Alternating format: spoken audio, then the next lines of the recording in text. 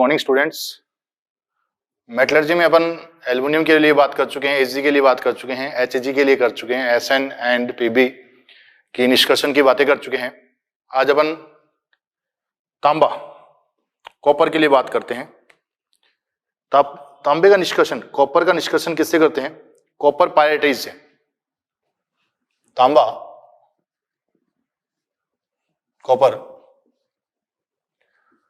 Copper पायरेटाइज का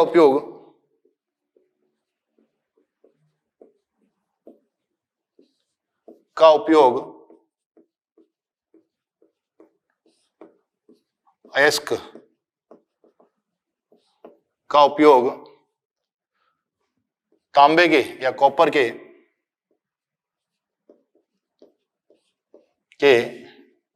निष्कर्षण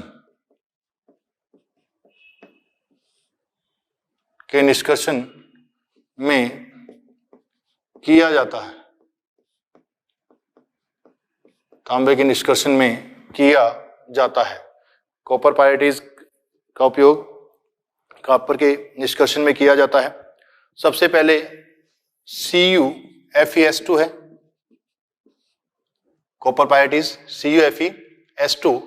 अगर ये देखें किससे मिलकर बना हुआ है, इसको डबल करेंगे, CuF2Fe2S4 है।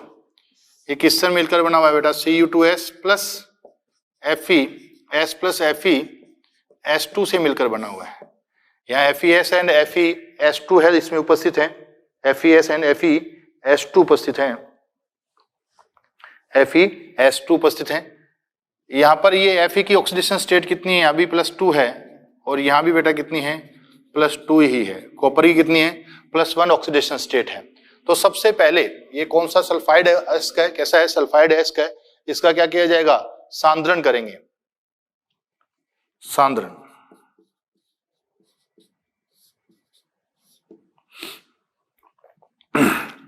CuFeS2 का सांद्रण,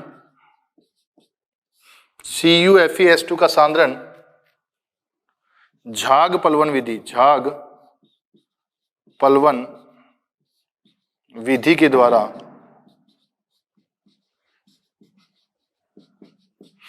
किया जाता है। झाग-पलवन विधि के द्वारा किया जाता है। किसके द्वारा किया जाता है? झाग-पलवन विधि के द्वारा किया जाता है। अब सांद्रित अयस्क का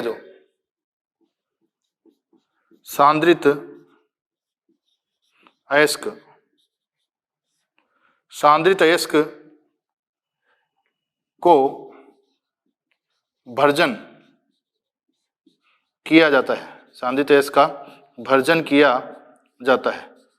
भर्जन किससे किया जाएगा देखते हैं।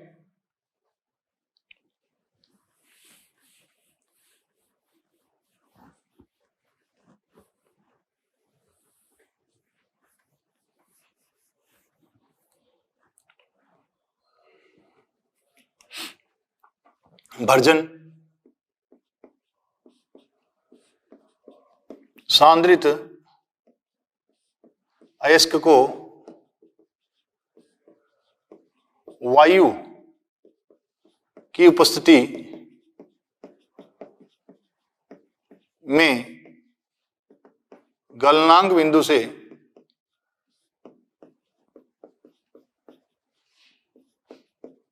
नीचे गर्म किया जाता है। नीचे गर्म किया जाता है। गलनांक बिंदु से नीचे क्या किया जाता है? गर्म किया जाता है। कुछ अशुद्धियां होती हैं, वो ऑक्साइड में बदल जाती हैं। जैसे सल्फर, आर्सेनिक एंड एंटीमनी की अशुद्धियां ऑक्साइड में परिवर्तित होकर चेंज होकर बाहर निकल जाती हैं। निकल जाती हैं, ऑक्साइड में परिवर्तित होकर बाहर निकल जाती हैं।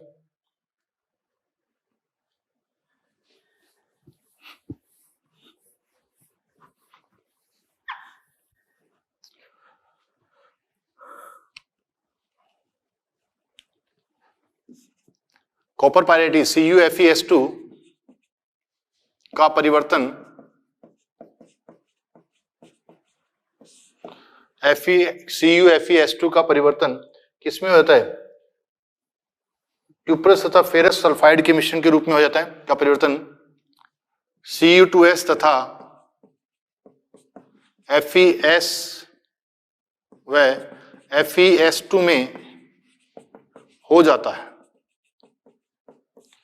अब हमने बताया अभी ये किससे बना हुआ है? CuFeS2 है, ये किससे मिलकर बना हुआ है? Cu2S plus FeS plus FeS2 से मिलकर बना हुआ है।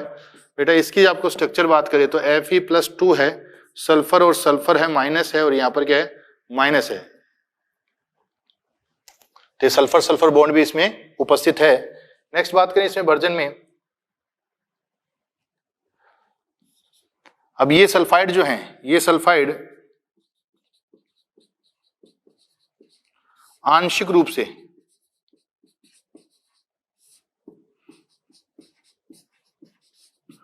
ऑक्साइड में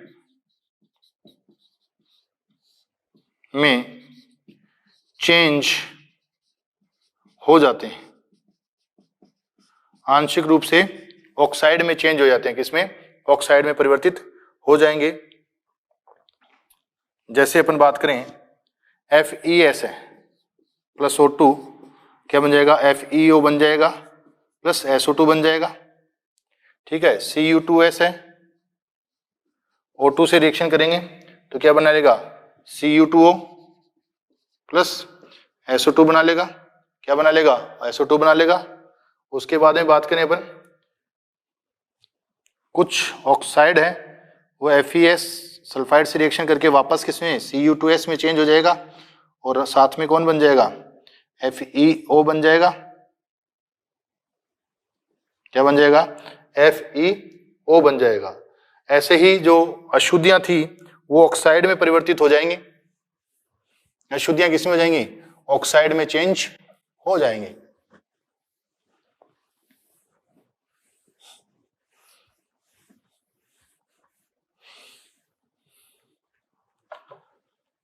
सल्फर है, O2 से विक्रिया करके SO2 में चेंज होकर बाहर निकल जाएगा। आर्सेनिक है, AS2S3 O2 से रिएक्शन कर लेगा, और arsenic oxide AS2O3 plus SO2 बाहर निकल जाएगा। ऐसे ही एंटीमनी कौन है? एंटीमनी Sb2S3, ये भी O2 से रिएक्शन करेगा तो क्या बन जाएगा? Sb2O3 प्लस SO2 बाहर निकल जाएगी। ये ऑक्साइड भी बाहर निकल जाएंगे, ये ऑक्साइड भी क्या होंगे? बाहर निकल जाएंगे। अब इसके पश्चात, भर्जन के पश्चात अपन क्या करते हैं? प्रगलन करते हैं। क्या करते हैं? प्रगलन करते हैं। भर्जन के पश्चात क्या किया जाता है? प्रगलन किया जाता है।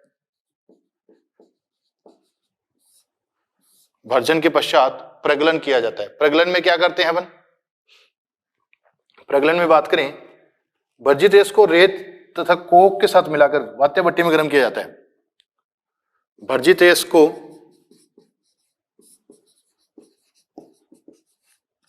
रेत तथा कोक के साथ मिलाकर वात्या भट्टी में गरम किया जाता है। गरम किया जाता है। वात्या भट्टी में क्या करते हैं? गरम करते हैं, रेत तथा कोक के साथ मिलाकर। अब जो फेरस सल्फाइड का ऑक्सीकरण, फेरस सल्फाइड का ऑक्सीकरण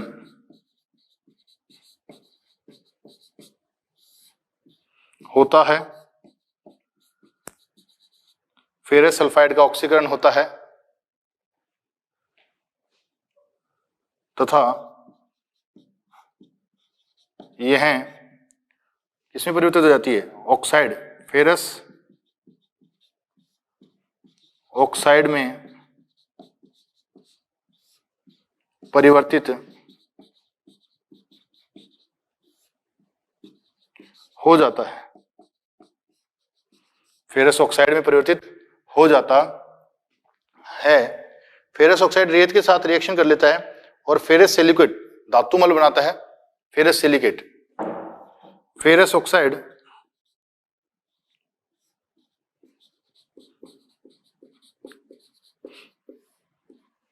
रेत से अभिक्रिया कर, रेत से अभिक्रिया कर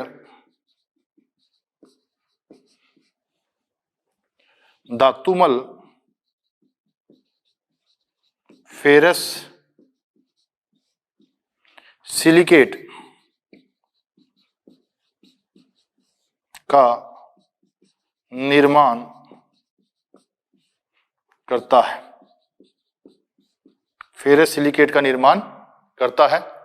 FeO है प्लस SiO2 है, ये रिएक्शन करके क्या बना लेगा? FeSiO3, ये धातुमल है।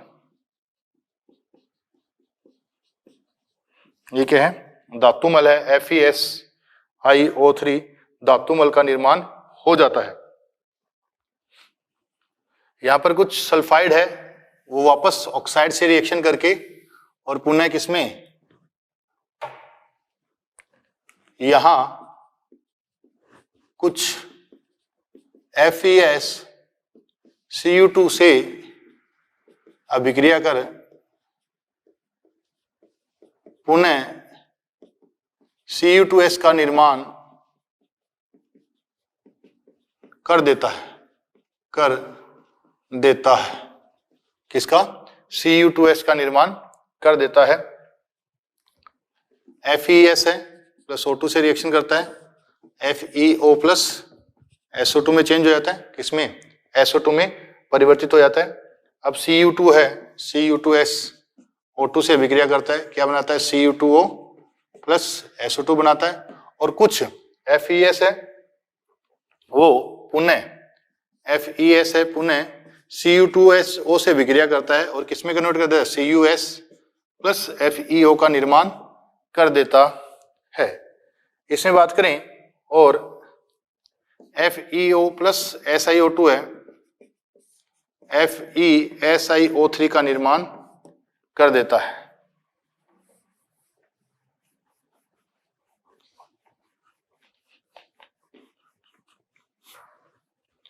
तो ये अपने पास प्रगलन में अभिक्रियाएं होती हैं। क्या होती हैं? प्रगलन में अभिक्रियाएं होती हैं।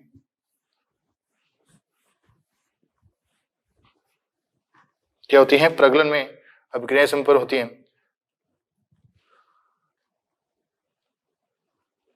धातुमल बन गया जो FeS2 का एवं गलित द्रव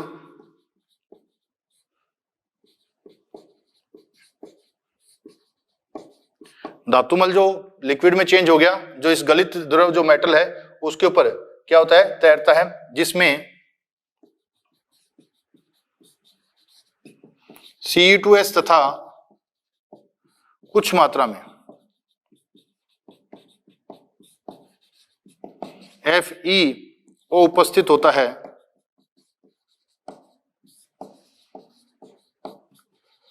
मैट कहलाता है। मैट कहलाता है। क्या कहलाता है? मैट कहलाता है। जो अलग अलग छिद्रों से पृथक कर लिया जाते हैं, जिनको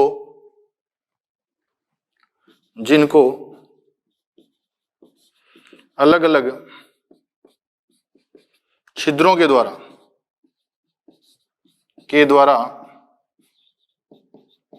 अलग अलग कर लिया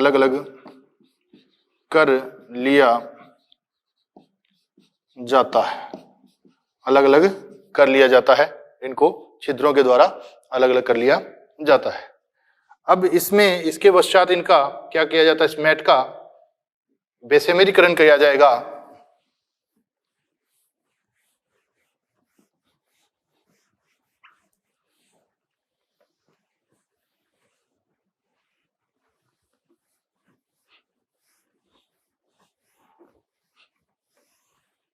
यहां से जो मेट प्राप्त हुआ है अपने को, इसमें मेनली कौन था, क्यूप्रस सल्फाइड था और कुछ मात्रा में क्या था, FeS था।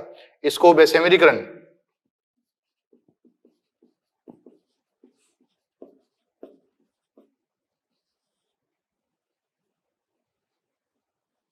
क्या किया जाएगा, बेसेमेरीकरण किया जाएगा। बेसेमेरीकरण में क्या करते हैं अपन, गलित जो मैट होता है को बेसेमर परिवर्तक से में गर्म किया जाता है। गलित मैट को बेसिमर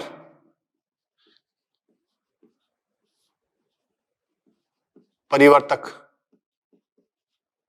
में गर्म किया जाता है।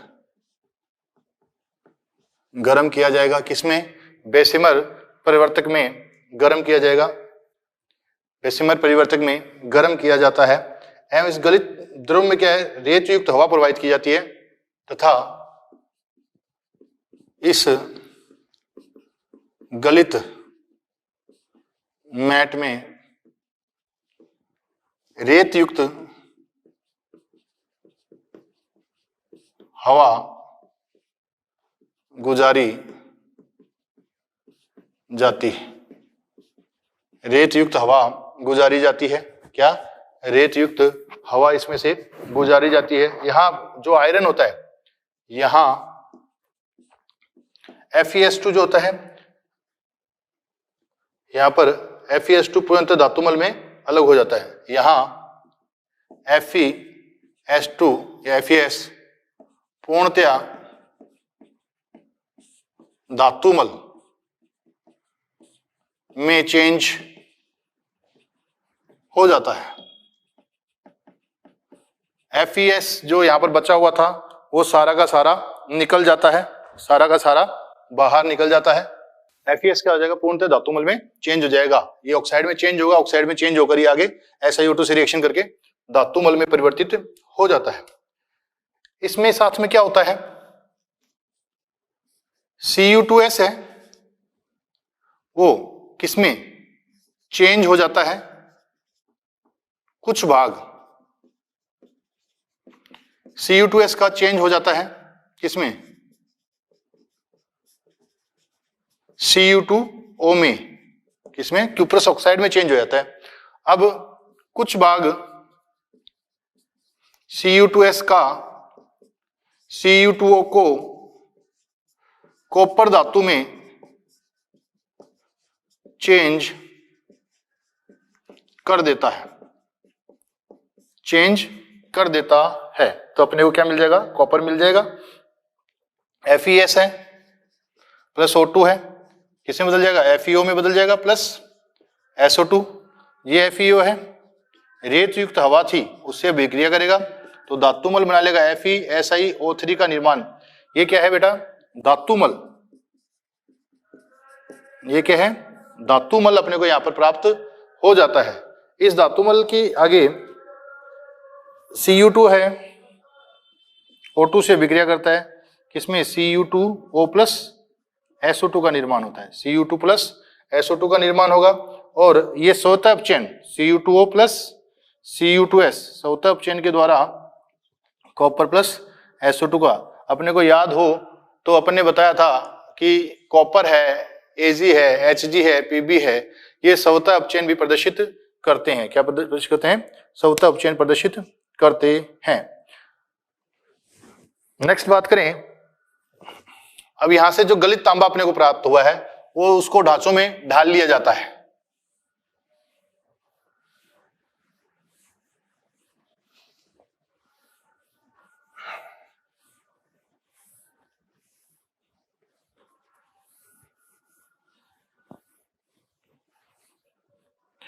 गलित तांबे को सांचों में डाल लिया जाता है। गलित तांबे को सांचों में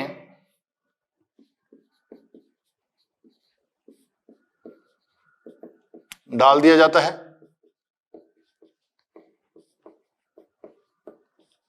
तांबा ठंडा होने पर, तांबे के ठंडे होने पर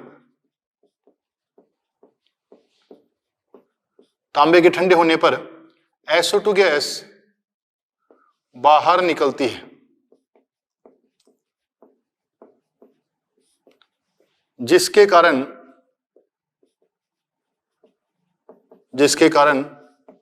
तांबा फफोलेदार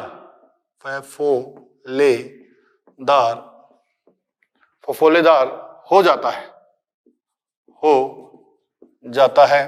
तांबा क्या हो जाएगा?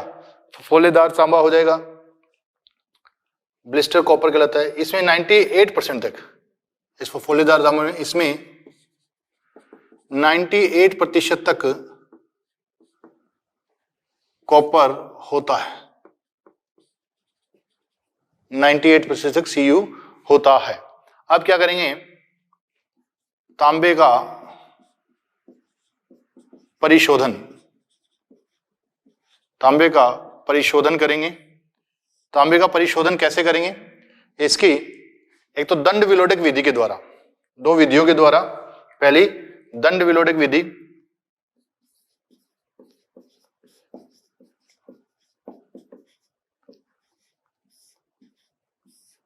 दंड विलोडक विधि। इस विधि में क्या किया जाता है?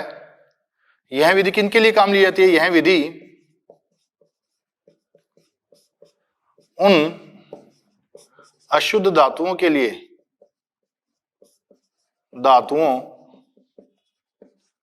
लिए उपयोग में ली जाती है जिनमें खुद के ऑक्साइड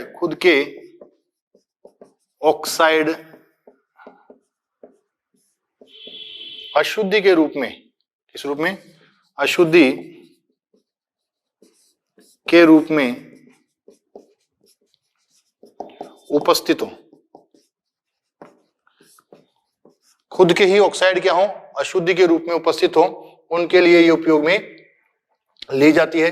इसमें क्या किया जाता है कि जो गलित तांबा होगा, गलित अवस्था में जो तांबा पड़ा है, उसको बड़े बड़े लकड़ियों के द्वारा, हरी लकड़ियों के द्वारा हिलाया जाता है।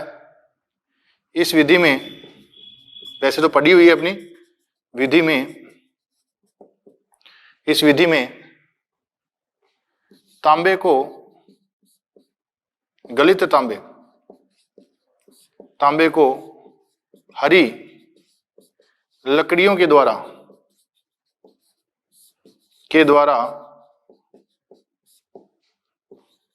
हिलाया जाता है,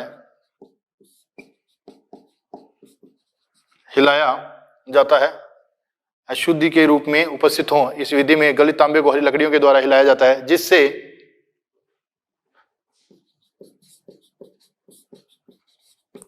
अशुद्धियां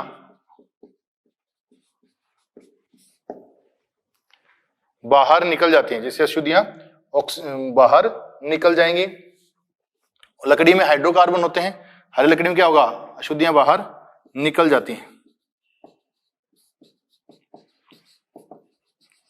Cu2O है, ये CH4 से रिएक्शन करेगा और क्या बना देगा? CO2 प्लस कॉपर का निर्माण कर देता है। पहली विधि तो ये हो गई। दूसरी विधि विद्युत अपघटनीय शोधन किया जाता है, विद्युत अपघटनीय शोधन के द्वारा। बात क्यों है मेरी, ये पहले अपन बात कर चुके हैं।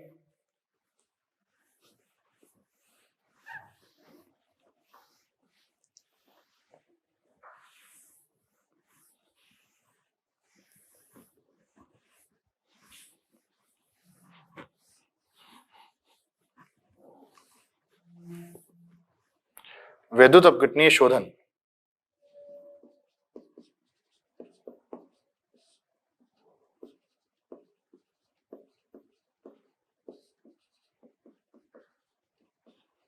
विद्युत अपघटनीय शोधन, इसमें एक एनोड तथा कैथोड होते हैं।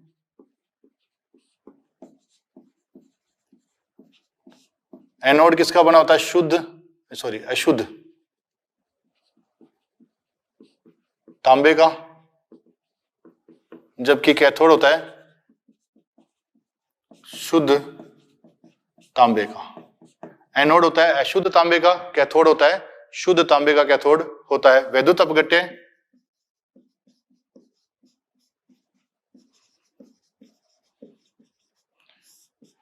वैद्युत अपघट्य बात करें अपन वैद्युत अपघट्य में अपन क्या लेते हैं, कॉपर सल्फेट का अम्लीय विलयन लेते हैं, कॉपर सल्फेट का अम्लीय विलयन। बात की हुई है, इसमें 2 इलेक्ट्रोड होंगे ऐसे, ये जो मोटा होगा एक पतला होगा, जो मोटा होगा वो किसका बना होता है, कौन होता है, एनोड, और जो पतला होता है वो कौन होता है, कैथोड होता है। जैसे इसमें लाइट पास की जाएगी तो ये कहां पर आता रहेंगे, यहां पर आता रहेगा ये कॉपर, यहां से निकल के, और साथ में ये बोलते हैं, इसको बोलते हैं एनोड पंख, जो अशुद्ध हैं वो इसके नीचे जमा हो जाएंगी। और ये सॉल्यूशन पड़ा है अपने पास किसका, कॉपर सल्फेट का अम्लीय सॉल्यूशन पड़ा है, कॉपर सल्फेट है, क्या ये कॉपर सल्फेट का अम्लीय सॉल्यूशन है। तो इस हिसाब से ये धीरे धीरे पतला होता जाएगा और इसके ऊपर शुद्ध तांबा जमा होता जाएगा। इस विधि के द्वारा 99.99% तक 99.99% तक शुद्ध तांबा अपने को प्राप्त हो जाता है। 99.99% तक शुद्ध तांबा अपने को प्राप्त हो जाता है। नेक्स्ट अपन बात करते हैं किसके लिए, नेक्स्ट अपन बात करें लोहे के लिए, इंपॉर्टेंट है आयरन के लिए।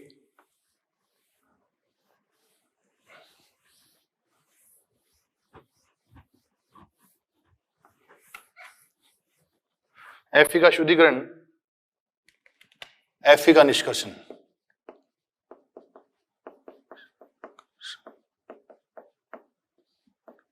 Fe का निष्कर्षण, Fe का निष्कर्षण करें। Fe का निष्कर्षण अपन किससे करते हैं, सांद्रण, पहले सांद्रण करेंगे। Fe का सांद्रण, Fe के अयस्क का सांद्रण चुंबकीय पृथक्करण विधि, चुंबकीय पृथक्करण विधि या चुंबकीय पृथक्करण विधि या झाग पलवन विधि, झाग पलवन विधि के द्वारा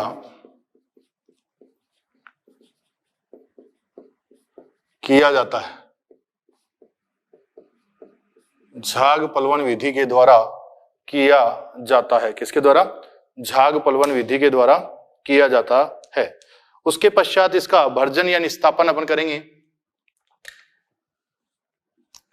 भर्जन या निस्तापन, भर्जन या निस्तापन करें, भर्जन या निस्तापन करेंगे अपन। उससे फायदा क्या होगा, भर्जन या निस्तापन से नमी दूर हो जाएगी,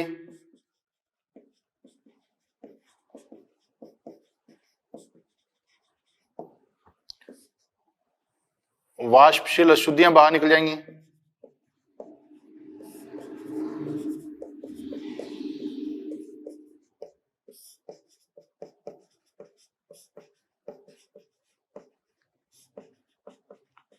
वाष्पशील अशुद्धियां बाहर निकल जाएंगी, अयस्क का छिद्र युक्त हो जाएगा,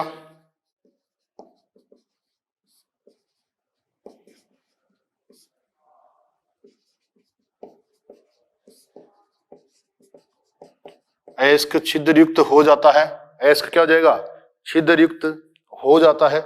इसमें वाष्पशील अशुद्धियां हैं वो किसमें परिवर्तित हो जाएंगी, जैसे सल्फर है O2 से रिएक्शन करेगा, किस रूप में, SO2 के रूप में बाहर निकल गया, किस रूप में, SO2 के रूप में बाहर निकल जाता है। कार्बोनेट एंड सल्फाइड ऑक्साइड में परिवर्तित हो जाते हैं, कार्बोनेट तथा सल्फाइड ऑक्साइड में चेंज हो जाते हैं। किसमें चेंज हो जाएंगे, ऑक्साइड में परिवर्तित हो जाते हैं, ऑक्साइड में परिवर्तित हो जाएंगे। तो जैसे अपन बात करें Fe कार्बोनेट है, FeCO3 है, वो किसमें FeO प्लस CO2 बाहर निकल जाएगी। ऐसे ही FeS2 है, O2 से रिएक्शन करेगा, FeO प्लस SO2 बेटा जी बाहर निकल जाएगी। मेटलर्जी में आपको ज्यादातर चीजें ध्यान रखनी है। नेक्स्ट क्या होता है, फेरस ऑक्साइड होता है, वो फेरिक ऑक्साइड में चेंज हो जाएगा। फेरस ऑक्साइड फेरिक ऑक्साइड में चेंज हो जाता है। उसका फायदा क्या होगा, अगर फेरस ऑक्साइड रहेगा तो फेरस ऑक्साइड धातुमल में चेंज हो जाएगा, जबकि अपन क्या करना चाहते हैं, आयरन ही बाहर निकालना चाहते हैं, आयरन का ही निष्कर्षण कर रहे हैं, और उसको अपन ने धातुमल में चेंज कर दिया तो ये तो अपना नुकसान हो गया। इसलिए क्या करते हैं, इसको फेरस था उसको किस में चेंज कर लेते हैं, फेरिक में चेंज कर लेते हैं। फेरस ऑक्साइड को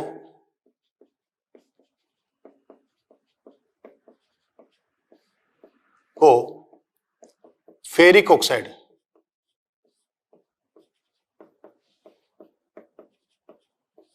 में चेंज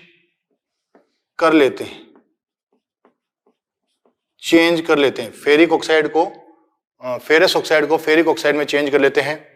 FeO है प्लस O2 तो क्या बन जाएगा, Fe2O3 बन जाएगा। क्या बन जाएगा, Fe2O3 फेरस ऑक्साइड बन जाता है। क्या बन जाता है, फेरस ऑक्साइड। क्योंकि अगर फेरस ऑक्साइड रह गया तो वो धातुमल में चेंज हो जाएगा। अगर ये फेरस ऑक्साइड ही पड़ा रह गया तो ये SiO2 से रिएक्शन करके क्या बना लेगा, SiO3। इस अभिक्रिया को रोकने के लिए, इस अभिक्रिया को रोकने के लिए, इस अभिक्रिया को रोकने के लिए क्या करते हैं, इसकी रिएक्शन करवा देते हैं। नेक्स्ट बात करें अपन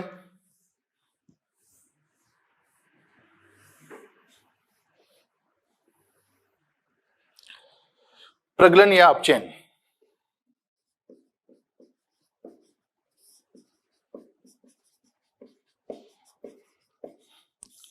प्रगलन अपचयन कराते हैं इनका। प्रगलन तथा अपचयन इसका किससे कराया जाता है, इसे कार्बन से कराया जाता है। किसे,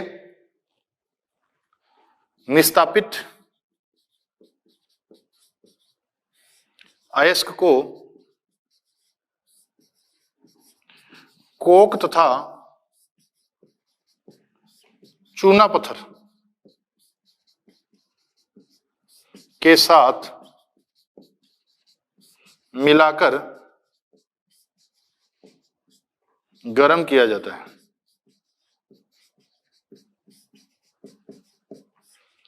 चूना पत्थर क्या है, यहां पर गालक है। क्या है, गालक है। किसमें गर्म किया जाता है, ये वात्या भट्टी में गर्म किया जाता है।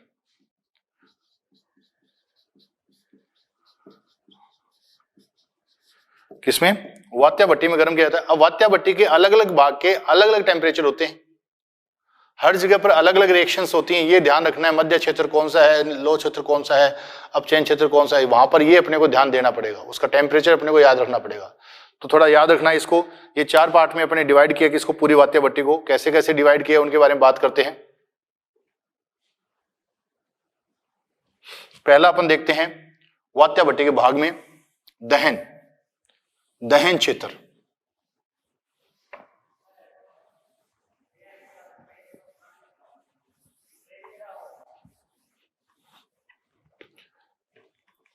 वात्या भट्टी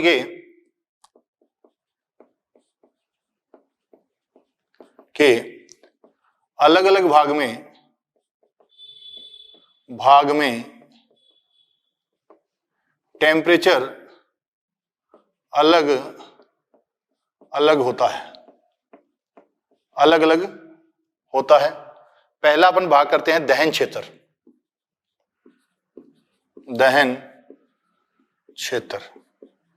क्या है, दहन क्षेत्र का टेम्परेचर काफी अधिक होता है। यह सबसे नीचे का भाग, यह भट्टी के तली का भाग है। इसमें टेम्परेचर अत्यधिक होता है। इसमें टेम्परेचर क्या होता है, अत्यधिक होता है, हाई टेम्परेचर होता है। यहाँ पर क्या होता है, कार्बन O2 से अभिक्रिया करता है और साथ में CO का निर्माण करता है। कार्बन O2 से अभिक्रिया करके क्या करता है, CO2 का निर्माण करता है। ये एक ऊष्माक्षेपी प्रक्रम है, ऊष्माक्षेपी प्रक्रम है, इसलिए इसका टेम्परेचर बहुत ज्यादा होता है, इसलिए इसका टेम्परेचर बहुत ज्यादा होता है। दूसरा भाग अपन बताएं, गलन क्षेत्र। ये गलन क्षेत्र है दूसरा, इसका टेम्परेचर उसकी तुलना, किसकी, दहन क्षेत्र की तुलना में कम होता है। कितना, करीब करीब 1500 से 1800 केल्विन। यहाँ टेम्परेचर कितना होता है, 1500 से 1800 केल्विन, जबकि जो दहन क्षेत्र था उसका लगभग 2550 केल्विन के आसपास टेम्परेचर होता है, जबकि गलन क्षेत्र में क्या होता है, 1500 से 1800। इस क्षेत्र, यहाँ क्षेत्र के, ये दहन क्षेत्र के जस्ट ऊपर होता है, ये है दहन क्षेत्र के ऊपर होता है। यहां पर लोहा गलित अवस्था में,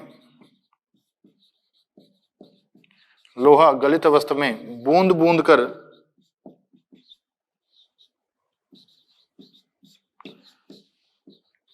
टपकता रहता है, बूंद बूंद कर टपकता रहता है, धीरे धीरे ये टपकता है, जबकि धातुमल हल्का होने के कारण इसके ऊपर सतह पर तैरता रहता है, तथा धातुमल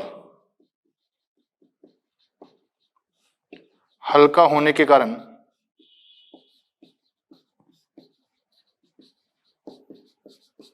इसकी ऊपरी सतह पर तैरता रहता है। इसकी ऊपरी सतह पर क्या होगा, तैरता रहेगा। वो क्या करता है, लोहे को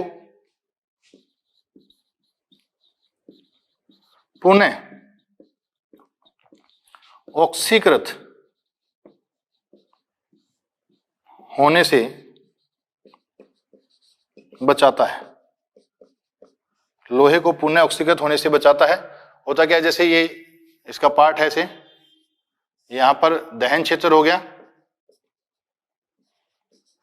ये गलित क्षेत्र है, इस क्षेत्र में क्या होता है, ऐसे लोहा टपकता रहता है, और नीचे क्या होता है, यहां कौन है, धातुमल है ऊपर, यहां से हवा जो पास करते हैं ये इसको ऑक्साइड में परिवर्तित होने से बचाता रहता है।